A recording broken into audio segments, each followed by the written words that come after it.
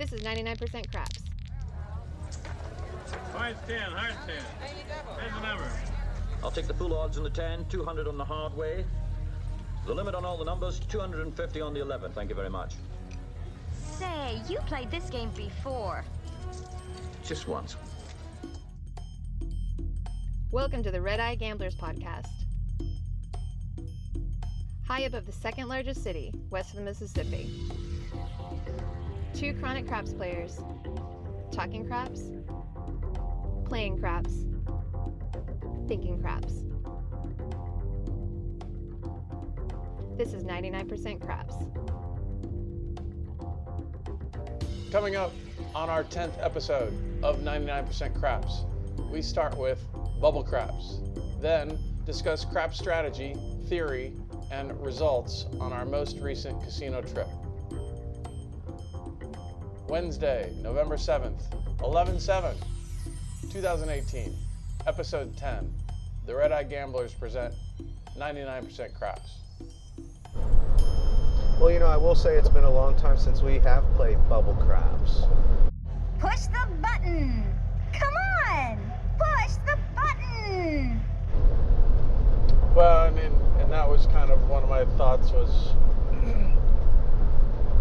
we used to look at bubble craps differently Push the button! than other people, I think.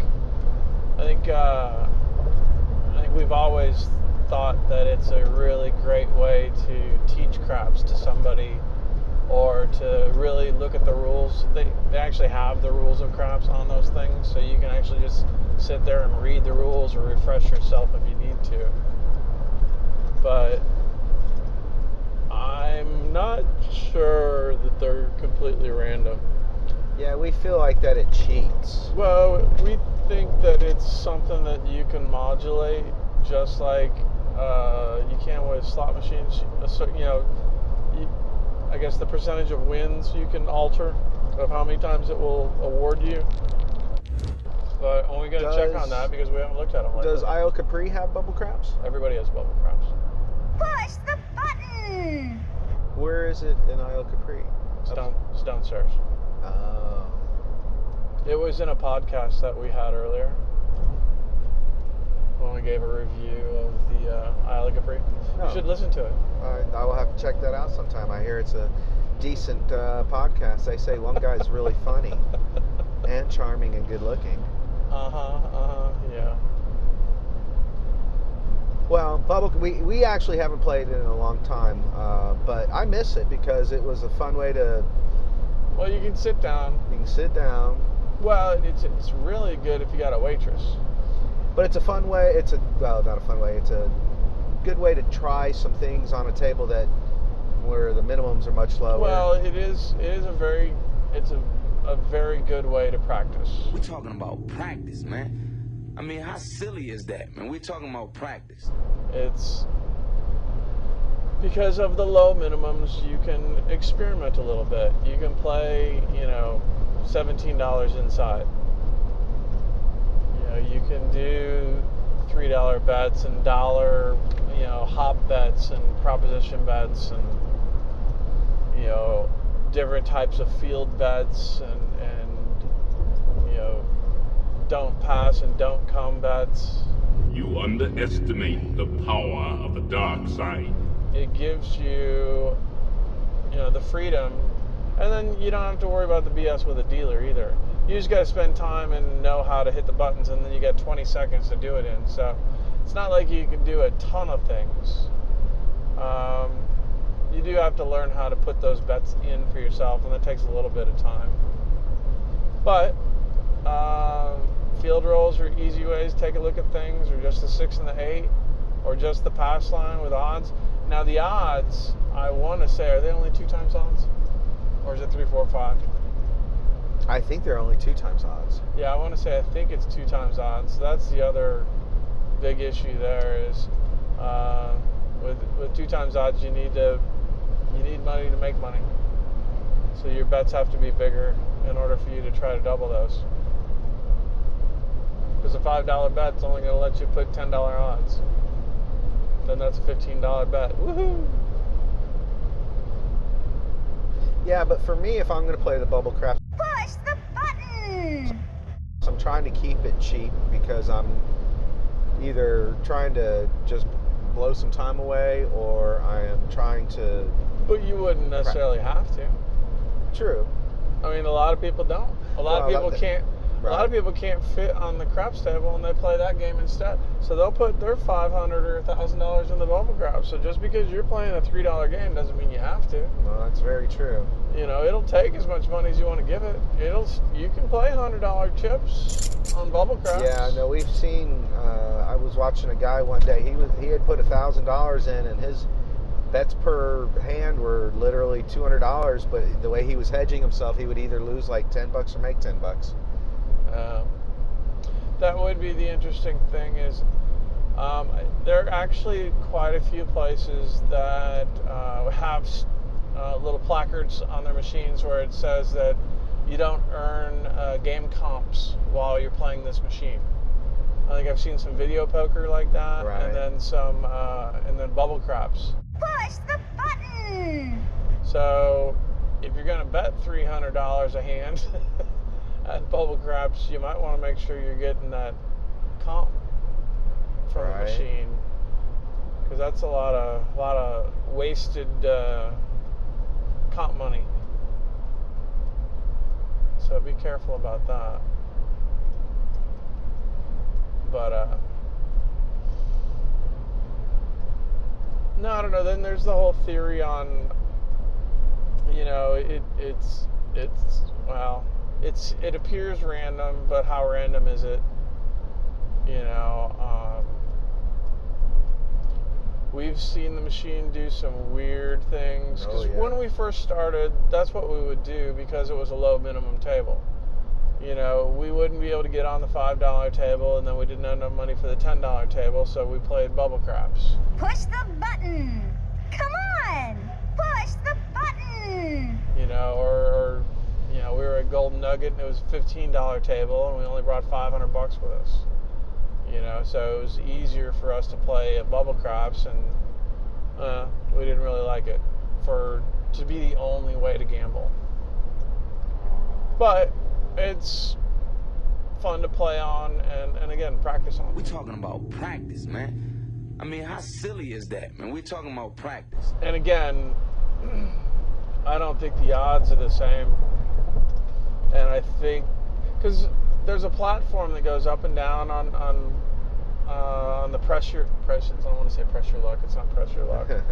It's pressure bet. But you know, everybody knows everybody. It's the one that they yell at you to hit the button, and everybody hates the hit the button. Push the button. And half of them don't work. So that's the other thing. When there's a malfunction, I've seen that thing not pay out. Right, and that really sucks. So it's not like they're going to pay, you know. And then you got to be careful that it didn't take your last bet money, and then then they shut down the machine. Blah blah blah. So I've seen that happen, and then we've seen the platform that pushes the dice up and shakes. We've seen that. The dice will be crooked, or will look like it's crooked, or not even be crooked, and it'll continue to bounce after it looks like there's a result already. And then the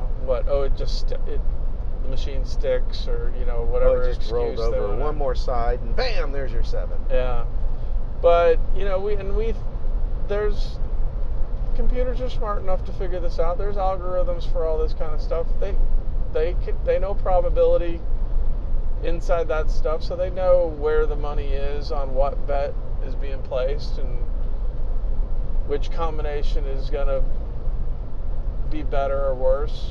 I believe all that information is there. Now, how's it regulated and who looks at it? It's a whole other question. But, I guess that's the feeling I have, is even though you can put $1,000 in there, I don't know that I would. I definitely would not. I would put that 1,000 on an actual table. I think I've put 300 in. Is the most I've put in. I want to say 100 is the most I've ever put in. Well, you can definitely say that because I've seen you do that. Good. Now you know I wasn't lying. Well, but I was going with maximum. Yeah, no, I think 100 is the most I've ever put in a machine.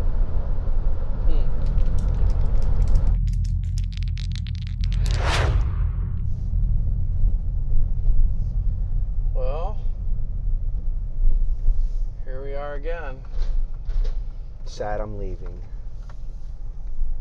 Well, to those joining us, we are having another one of our Sunday Funday trips to the casino.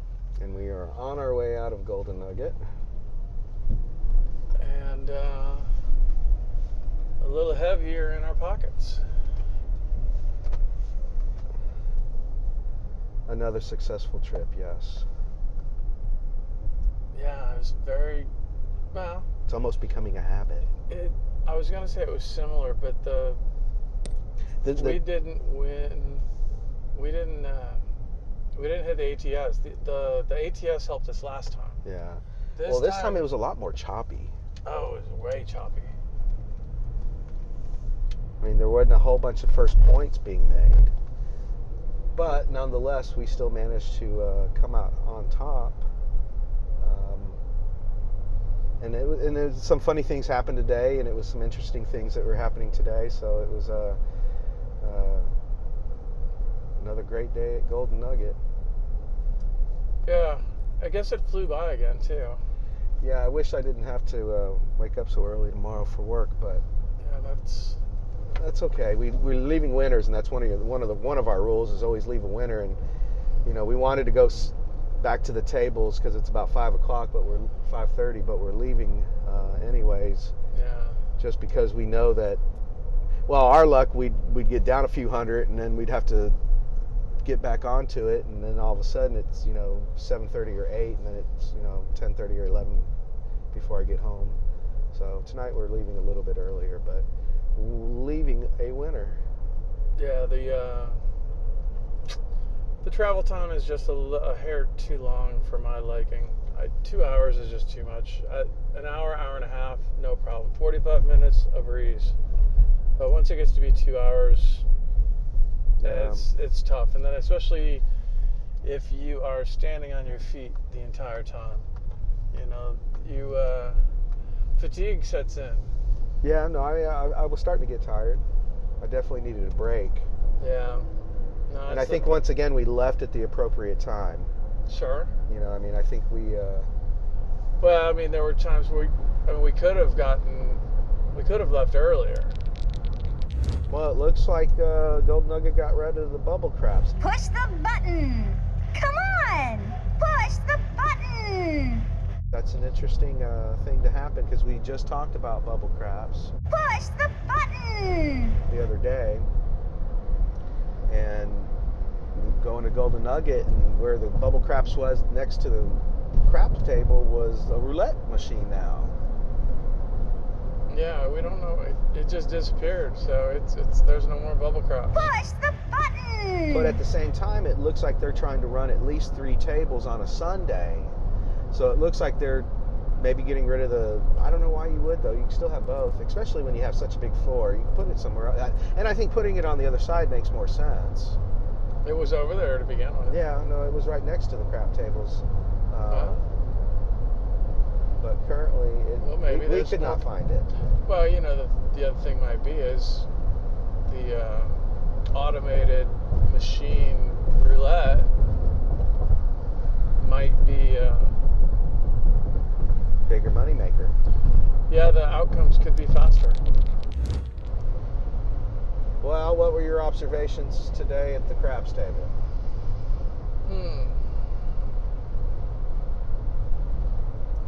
It was a few more people than we like.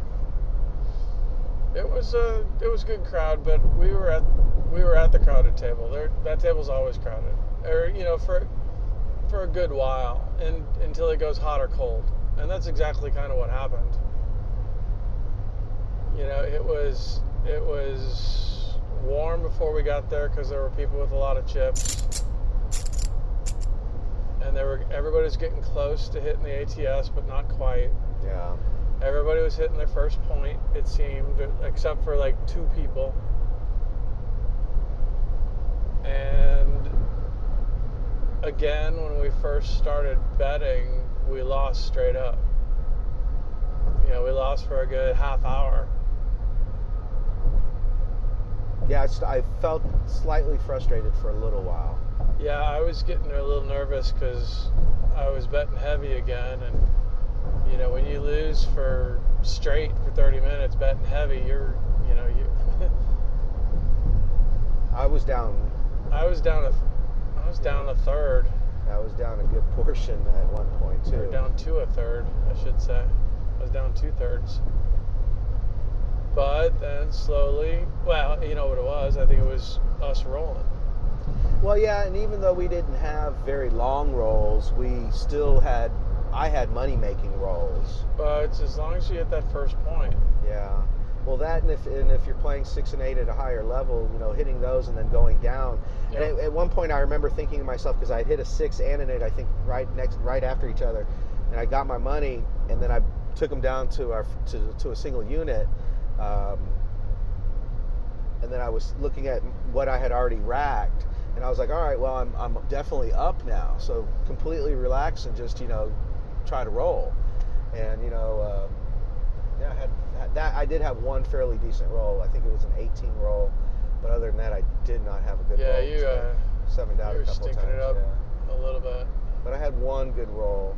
But I did end up getting paid twice on the ATS because I got a 140 and I got a 175. Okay.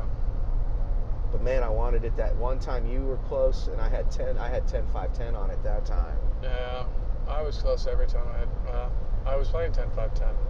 Yeah, I was on you and me, but I wasn't doing that. I was only doing 4-2-4 on everybody else. Well, that still pays pretty good.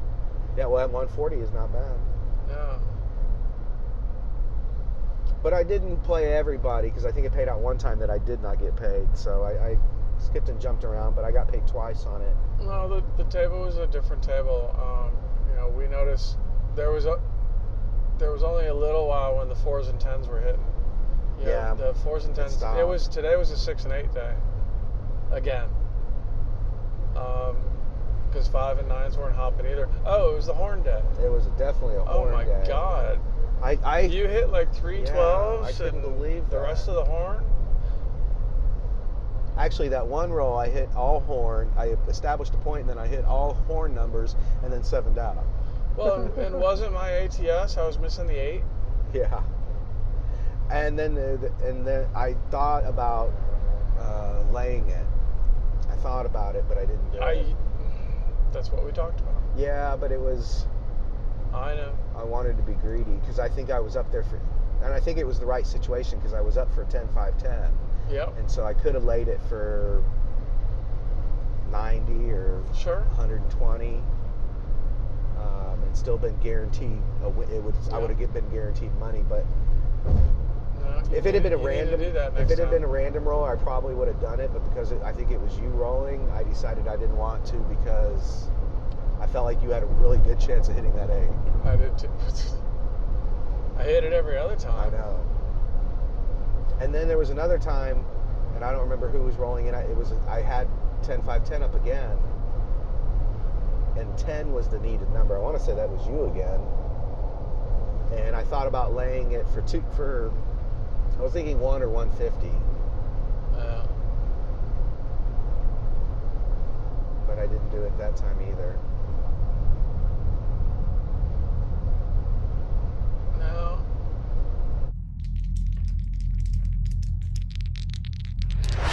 Well, the little guy that was rolling the 7s with it in the field better, the late field better, it was funny because at one point he was rolling and he said 7 a couple of times. Really? And Felix, the dealer, was like, hey, that you shouldn't say that, especially when you're rolling, but even for other people.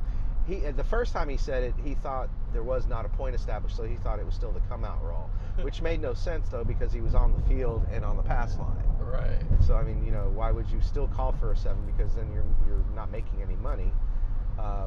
But it was funny because even after that, he still said it a couple more times, but he did not roll a 7. Interesting. But even the dealer mentioned it a couple times. He's like, yeah, you shouldn't say that, when you're at the table and you're rolling, you don't want that to come. He hasn't listened to episode 9. No, he has not. But obviously that was the only play they knew how to make. Right. Because all they did was they would play the pass line and then they would play the field. And honestly, they did pretty well. it was such a field day. They were getting so many triples with the 12s and the 2s. Yeah, the horn was hitting, which means the field was hitting. Yes. Well, and that might be a little bit of how I probably lost a little bit of money. Although I bet the horn and I won the horn several times. So I was about to say that I'd lost money, but I think I bet it enough where I think I won. I think if you bet it at the right amount. Well, I think if you're betting it, you can't bet it every roll. No. You know, I mean, it can't be. No, I tried that. Yeah, I mean, you've got to pick and choose your times that you're doing that. And, well, when you roll the horn, when you roll a horn roll 5 times in a row. Right, and not once am I on it. And I jumped on it after the second hit. Yeah. And then you hit it 3 more times. Yeah, then all of a sudden you bet on you hitting a horn because all of a sudden something was happening with your dice. You were hitting 12s like crazy. I know, it was, and aces. Yeah. But then the one good roll I did have for a long time, I was just on the inside. Sure, I was missing it. Then I did eventually hit a 2, and I was just waiting for a 3. God, I wanted to hit a 3 because I had 10, 5, 10 on it that time on the ATS. Yeah. Yeah, there was one time where I think I was rolling for a good 10, 15 rolls, and I'd only hit 3 numbers. Yes, that is true. I think it was 5, 6, and 10 was the point. Yeah, and I hit the point. Yeah. When I had $100 on it too. And then, I was pounding 9s, I think, and then 6s today. 6s for a second, yeah. Yeah, I was doing well on 6s and 8s both. At least hitting them 2-3 times. Well, I think one of the rules I broke today was I was not betting higher on myself than other people. I was betting more on other people than myself. Until the end, then I was betting the same on everybody, including myself. Then all of a sudden I had a standard bet, but my whole starting out small on people did not start that way at all. I was consistent because I wasn't rolling well, so I didn't want to put any more extra on me. A couple of times I thought about going an extra unit, but I just ended up not doing that because I was 7ing it out too quick for my liking. Yeah, you were.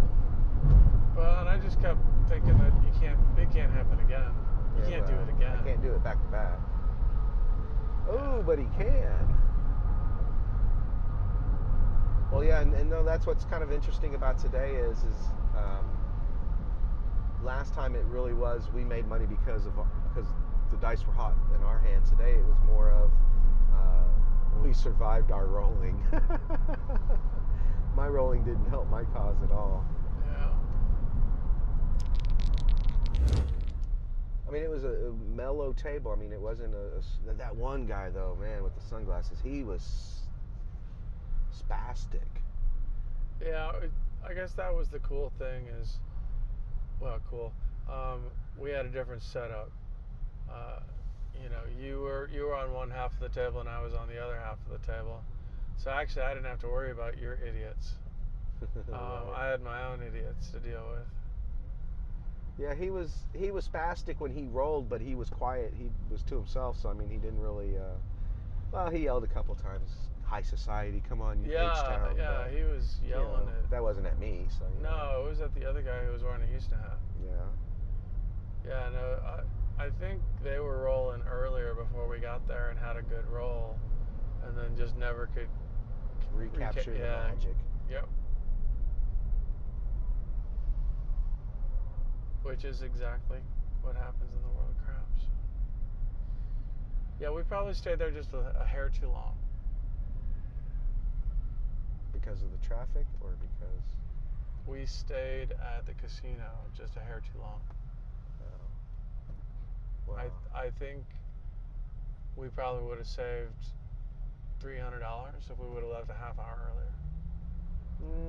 No, I was that was about. What I walked with is about as most. Did you not lose your last 2-3 hands? No. Oh. You played that last one. I was already up. No, I quit after I made the most money. I quit on a high note. Oh. I quit after the ATS paid me $175, and I'd already made probably $140. So yeah, no, I quit on a high note.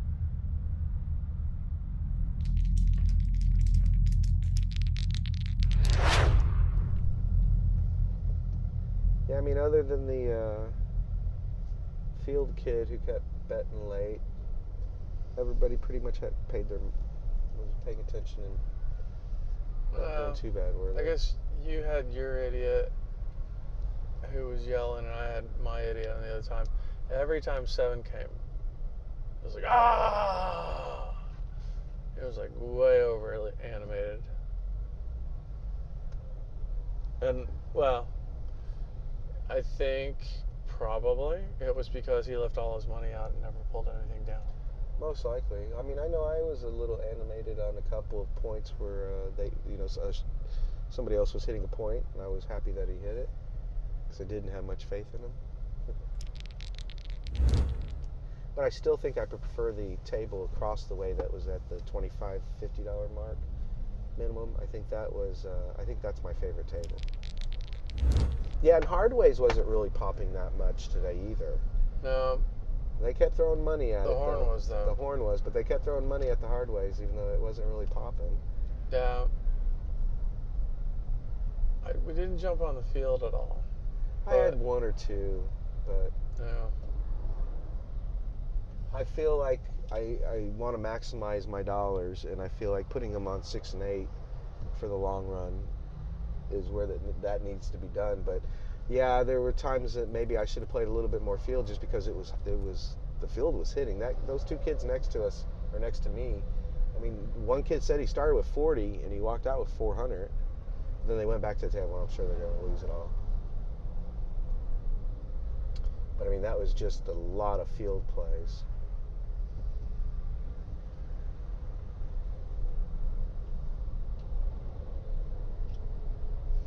Yeah, no, it did seem like we've been talking about all the different plays that we want to play and use and talk about going through our playbook, and then we watch everybody else play and they've got one play. And that's all they do, and they do the same thing over and over and over, and they never switch it up. And it might work for short term. Well, that's the thing. It'll work for a little bit. It just won't work forever. Really wasn't that much that happened at the table as far as we kept to ourselves and made some money and made the smart decision to leave as winners as opposed to going back to the table and trying again, even though we wanted to. But we also played longer than we talked about. We also True. was at the table for like almost 5 hours. Yeah, we didn't take the break earlier when we so I mean, that was something that was completely different. I mean, and the reason we did that was because probably at 2 hours we were down. Yeah, actually at the 2 hour mark I think I was down. So that's kind of what I was thinking about is again, it was the beginning at the table was we got into the hole heavy. First, yeah. We got into a quick hole.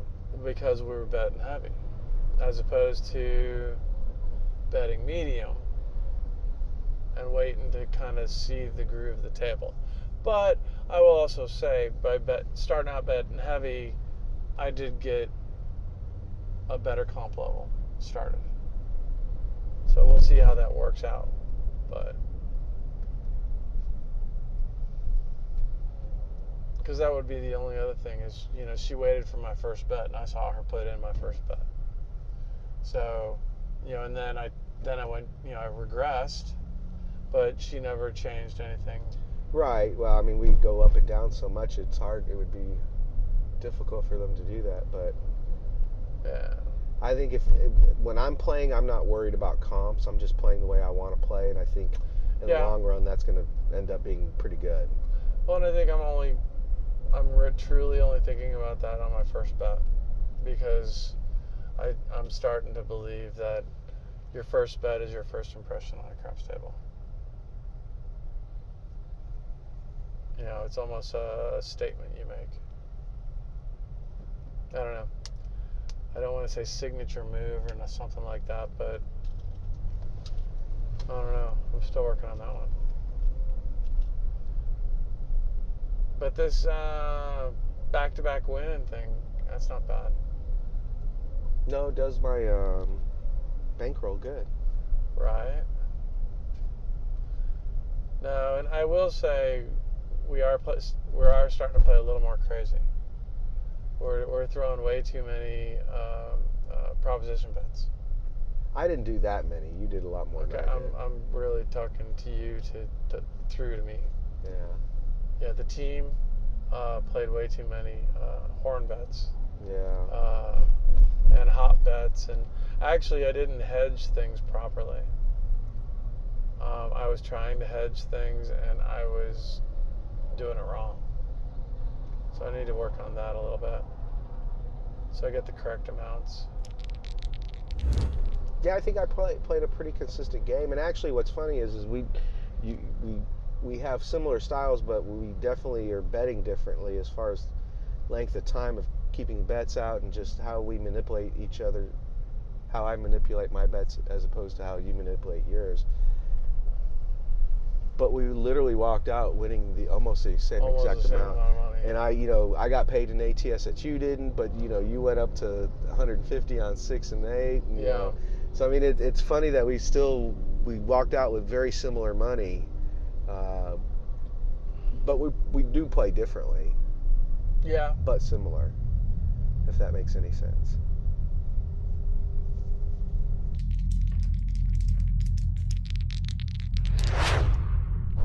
But once again, it was a $15 minimum table. And the dealers were wearing their jerseys again. Yes, they do like that. Well, so I think what we can talk about is, I don't know, were you tipping a lot? I was almost putting up, a couple bucks with every bet, yes. Eventually it was almost with every bet? Yeah. Yeah, me too. So then I got to the point where since I was betting at a $60 level, I was putting $2 out there. I was just doing $1. But then if he took it and put it in, if he took the bet and the winning and put it in the box for them as their tip, I'd refreshen it. Yeah, no, I had them trained where they were leaving it out there.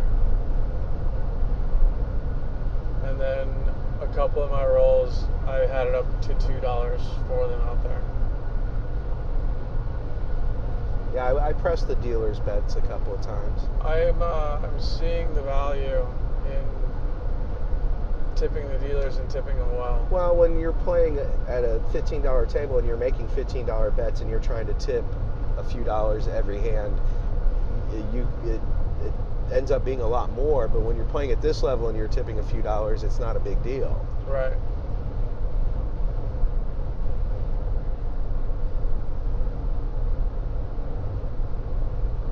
Well, and they definitely get into the game more. Well, everybody when they're making money, yeah, everybody's going to be happier. No, and what was funny was he was thanking me. One of the dealers would always thank me, and I would say, "Yes, sir," because they were trying to get everybody else to understand what was happening, but nobody else really. I think the guy with the sunglasses was giving some tips on the hard ways that hit once or twice, but nobody else was tipping. No.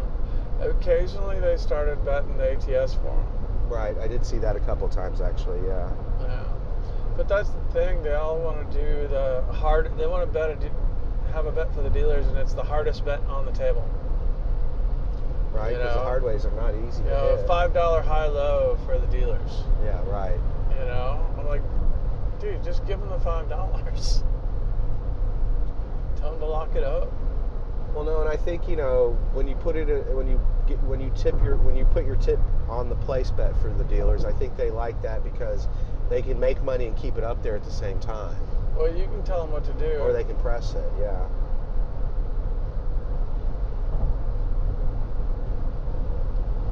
Well, that's the thing. When it's on you, you tell them to keep it out there. When it's on somebody else, you tell them to lock it up.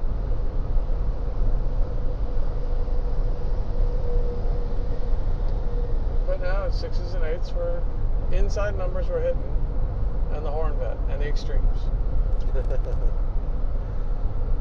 It kind of went in little cycles where certain numbers were hitting more than others. Yeah. There was like a little 15-minute section where the 4s and 10s got real hot.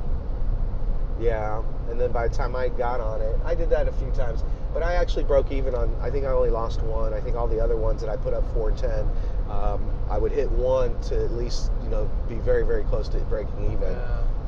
I think I had $50 4s and 10s up there, and I won 2 out of 3, and then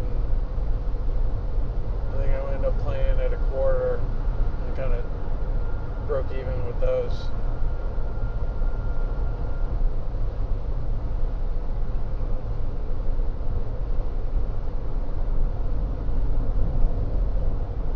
No, I think we've kind of finally settled into a rhythm at a table where we have some big plays that we're going to pick and choose where to put them down at. And then we have some kind of smaller plays that, just so that we're up, out there, because you still want to have some money out there.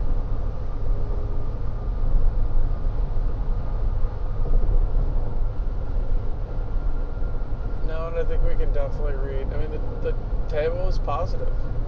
It had a good feel to it. There wasn't anybody fucking with it really. The couple don't players that were there lost. Yeah. Lost big because the table everybody might not have been good, but it was a positive table. Well, we won.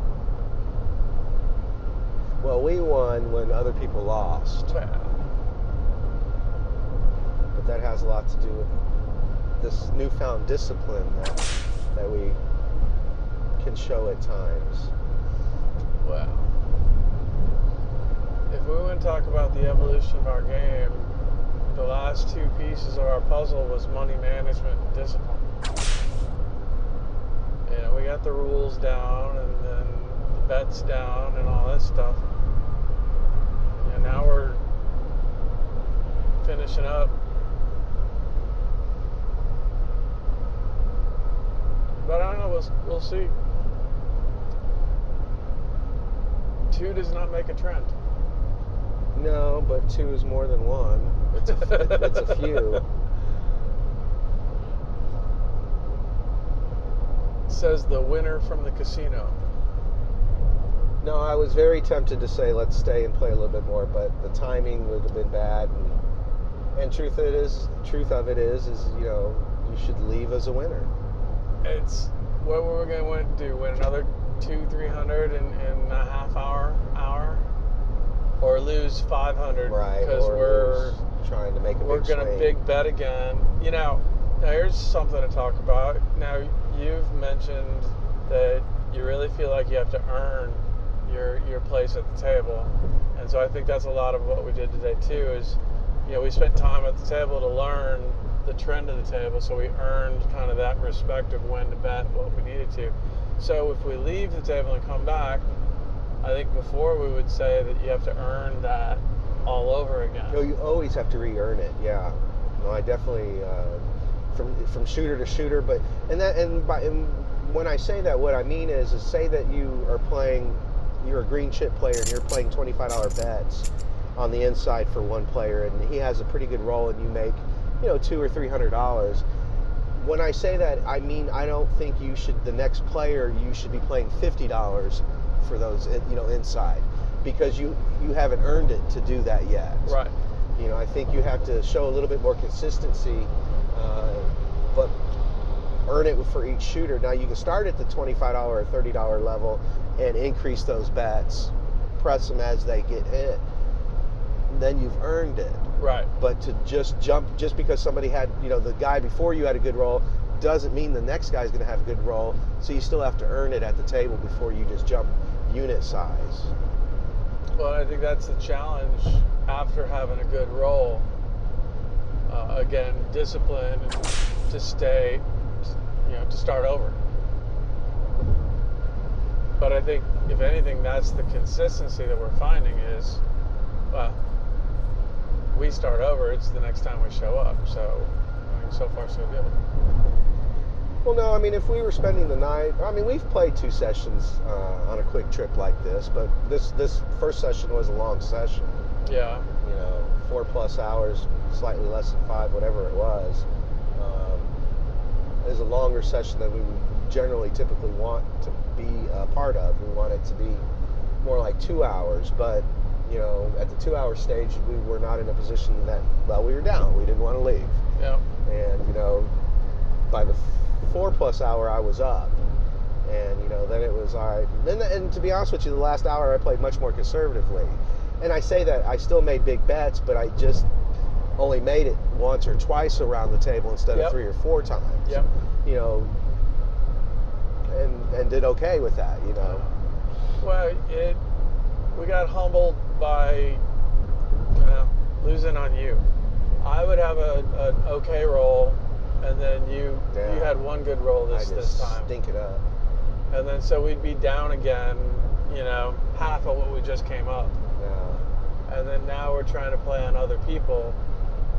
And I think that's, again, the thing of slow playing on other people is probably the wrong way. You got a big bet quick and take it down. And I think you've got it right, where it's a per person goal. At one point in our careers of playing craps, we talked about trying just to make $10 or $15 per person. Funny. Yep. And now we're making, $100, $150, $200 per player. Per player. And it's, but at the same time, sometimes losing that too. Yeah, you lose 150. Yeah. But, it's still a little bit of up and down game, and we're waiting for the waves to get on the proper wave and then try to really make some money. But I think we're starting to understand how to play for, even at this level, be able to still play at a table for 4 hours. Yeah, Man, 4.5 hours. There were lots of people came and went while we were at that table. Lots of people bought in and rebought in. Well, and that was actually the only way some of those guys stayed, was because they had to rebuy. And only a couple people left with money. No, there was a handful left and came back. The lady who called everybody baby, she left a winner. And old field boy who kept throwing all of his late bets, he left a winner. But I don't know that many other people did.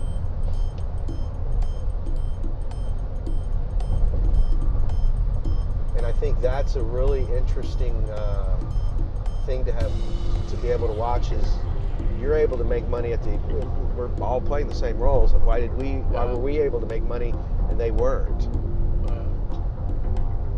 And there's a very, very simple answer to that.